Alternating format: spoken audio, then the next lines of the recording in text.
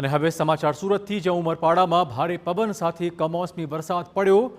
સુતખડકા, ચવડા, નાના સુતખડકા ગામડાઓમાં વરસાદી માહોલ જોવા મળ્યો છે। ધોધમાર વરસાદ પડતા અહીંયા પાકને ખાસું નુકસાન પહોંચ્યું છે। શાકભાજી, ડાંગર સહિતનો ઊભો પાક બગડી ગયો છે। વરસાદી પાણી ખેતરમાં ભરાતા પાક હવે નષ્ટ થવાની ભીતિ સેવાઈ રહી છે।